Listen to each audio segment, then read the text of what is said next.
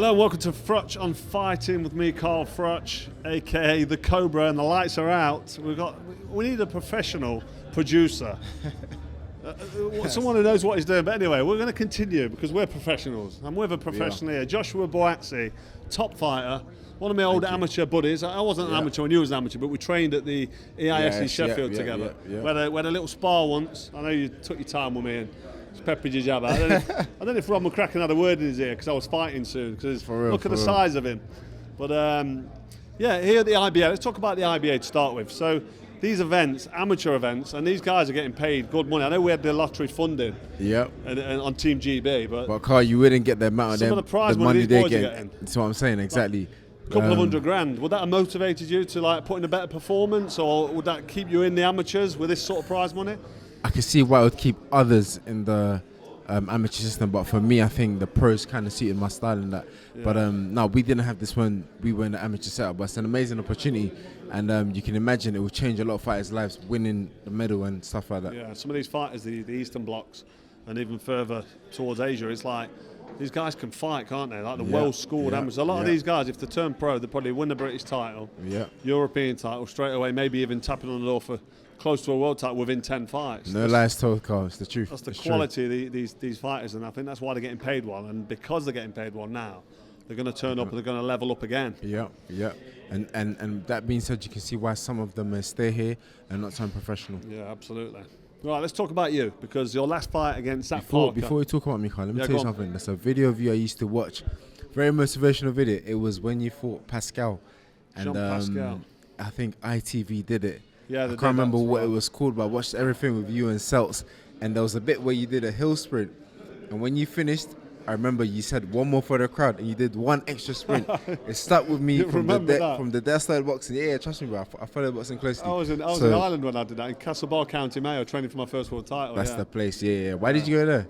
I just think it's out the way of Nottingham. But there was two fighters there. There was a guy called I think it was Mike Perez, heavyweight. Okay, Tyson Fury was there. Okay, and there's also a guy called Louis Garcia who was so good, fast, so skillful. Yeah. For 3 or 4 rounds, he was just running rings around me. So you had your sparring He even tapped his foot and gave me an uppercut. Ouch, It was that's cold. Like, you know, one of them Cuban that's style. cold.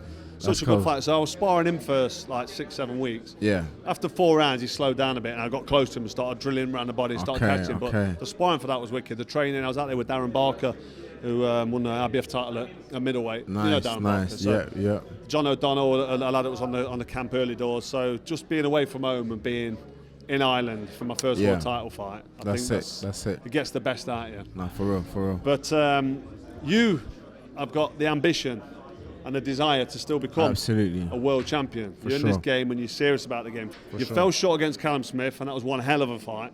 That was a great fight. I mean, some of the scorecards on that one were a bit wider than kind of what they needed to be. But you gave him a great fight. And then when I saw you against Zach Parker, and I'll be honest, I was a little bit, I don't know if I was overcritical. I was just my usual critical self. I feel like I thought it was going down then to come up with a big uppercut.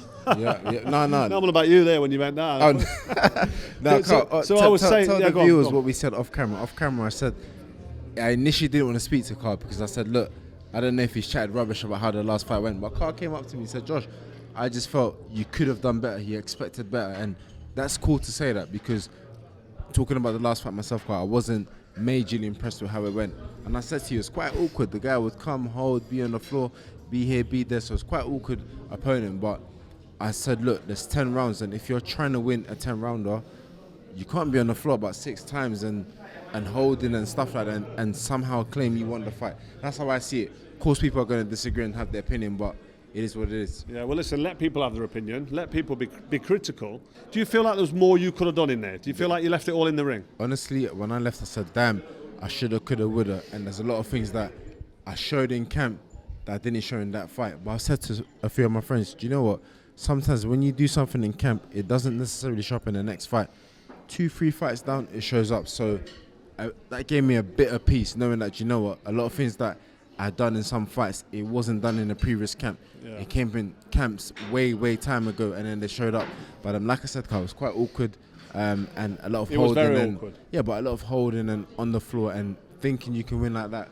From my point of view, you can't. Like, It's boxing. He obviously won the fight, but there was people critical of the performance in the sense that I feel like you needed more drive and more effort in terms of tenacity. So, you know, you're like getting on. You know when he's running and holding and he's backing up in the corner, it's awkward. It's easy sometimes to just think, let him go. He don't really want to fight, and I've won the fight anyway. But sometimes you've got to show the judges, you've got to go, right, I'm going to stick it on him. I can agree with that. I did it with a guy called Andre Durrell. Faster than me, more skillful than me, Olympic bronze medalist, but he didn't come to fight. He was running and he was holding. And every time I got near him, sometimes I threw him on the floor at one stage. I was trying to hit him with the elbow. Obviously, we don't want to cheat. We want to be within the rules. We don't want to infringe the rules. But sometimes you can sneak one a bit low. You can drop the head in on the chest and come across with the arm, because it's a fight at the end of the day. And if someone's not engaged in a holding and they're going to make you look bad and then suffer criticism, but at the end of the day, you won the fight. Most importantly. Most importantly. And sometimes you come away with a win, but it feels like a loss in terms of you didn't perform or you didn't please the crowd.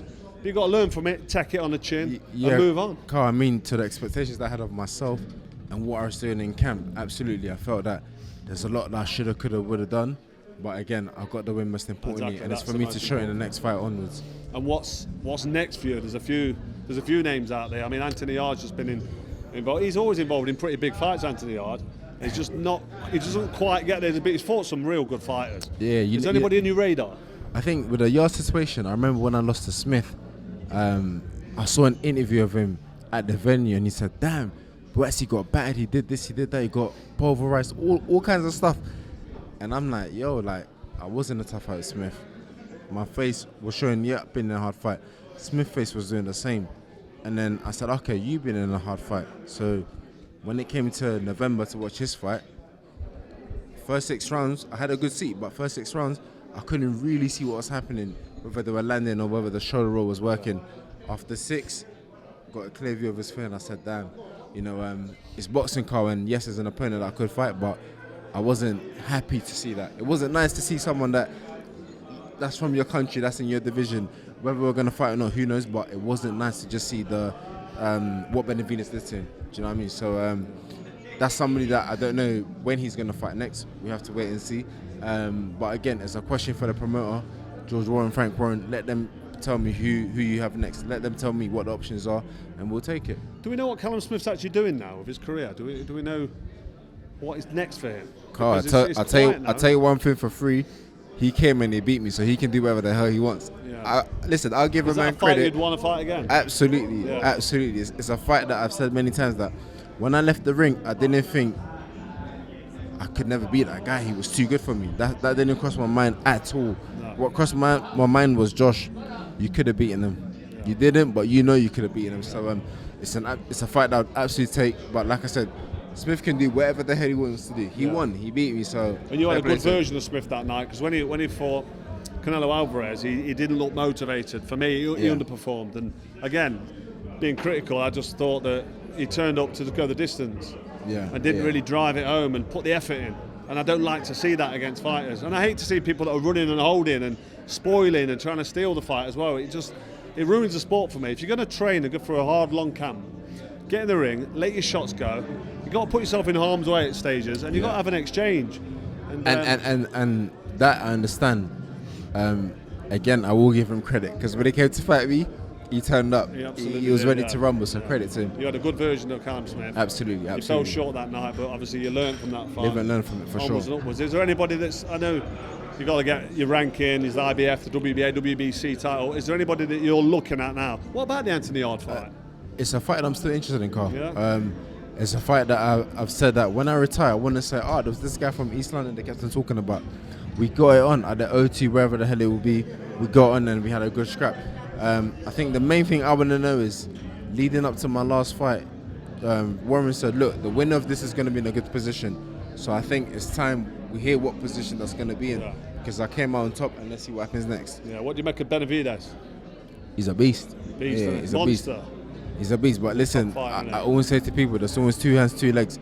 When you get in that ring, one thing I will do for sure, and I learned that from the Smith fight, is when it gets tough, I'm in there. Swing, fight. When the last ball goes, if you gave it everything, then you can say, do you know what, I tried. It is what it is. Well, he's just come up to light heavyweight, and from super middle. I mean, he's moved up. He's moved up, but I think he's still big at the weight as well. He's big at the weight. I was going to say, he's not like a super middleweight that's doing the weight easy. It's gone up to light heavyweight, don't quite belong there. He actually looks like a fully fledged, powerful light heavyweight, doesn't he? Yeah. Could you plan a route for yourself where you'd go if you're not Anthony Yard? Is there anyone you're looking at and you're saying, right, that's a good route for me? Or is your team looking at someone saying, right, we'll have him next and then we'll go for this one? Not even, Carl, because I was saying this on the card to my friend that when Parker was presented, we said yes straight away. Parker's 26-1 at that time. A good opponent, only lost to Ryder, was actually the interim champion, or he fought for the interim belt and got injured against Ryder, so he was actually a good opponent like that we took. And my coach said, we'll take him. If you can't beat someone like this, you shouldn't be in a sport. And it's very black and white. Rob McCracken used to say the same thing to me. When I had some opponents, Rob would say, Josh, if you can't beat him, you shouldn't be in a sport. So at this point, it's like whoever's presented, we'll take them. Does it give me a title? Does it take me closer? We'll take it. Yeah, well, bottom line, mate, you got the win, and that's what's important. Yeah.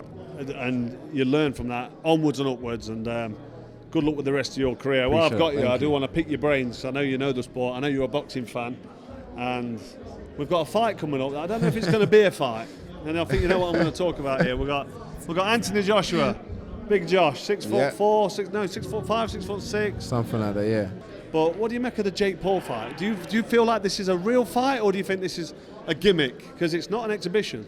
I'd say before I didn't think it was a real fight. Then I saw a video of them facing off, and I said, "Oh, it is actually a real fight. It's going to happen."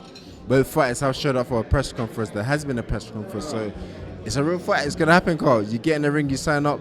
What happens, happens. So I'll be tuning in. I'm sure you will be too. I'm listening. I'm going out there. I'm going out to Miami. I'm going to go and watch it. You're locked in then. I mean, I'll be flying out there, and I'm not going to believe this fight's happening until that first bell goes. But what do you reckon? Mismatch? Do you reckon he's got a chance, Jake Paul? Do you think AJ's just thinking, you know what, easy win, take the money and move onwards and upwards? Someone said this to me today as well. They said, Josh, when you see a good fighter fighting, let's say, a mediocre fighter, and it's just one-sided, because you're like, oh, he's clearly the better man, and then you look at Paul, I don't know what his background is, and you look at AJ, 2-time world heavyweight champion, so it looks like a mismatch on paper. Boxing has taught me that 2 hands, 2 legs, if you get caught at the right time, you're gone. But I would put all my eggs in one basket and say AJ knocks him out early as well, you know. I don't think it goes past the round. If AJ actually goes in there with mean intentions in one round and tries, it could go past the round if he gets behind his jab, has a look, has a little float around, and he's entitled to have a look if he wants for 2 rounds before he steps in range. Yeah. But I just think it's a mismatch, and until that first bell goes, I ain't too fucking sure about this fight. So how long do you think it'll go, Carl? I just think if AJ hits him with that 1-2 that he landed on Ngannou's chin, and Ngannou can fight. I know he's not a boxer, but he went 8 rounds with Tyson Fury. He was a top MMA fighter, so he knows he's got a good balance, he's got a good distance. And AJ wiped him out because AJ can punch. When he believes in himself, when he gets in there confident, which is going to be against Jake Paul, I just think it's going to be a one-sided whooping, mate, to be honest. Same here. So we're on the same page with that. Well, listen, enjoy the IBA event, which is what we're here for. Yes, sir. The big finals next week. Boys are getting paid big money. Crazy. The IBA put on a fantastic production, a great show. It's always got a big fight feel to it. And you go out there and the lights, the pyrotechnics, the ring, everything's like... Sometimes, imagine fighting in that sort of a setting as an amateur. We never had that. I boxed at the Odyssey Arena in the World Amateur semi-finals. Empty?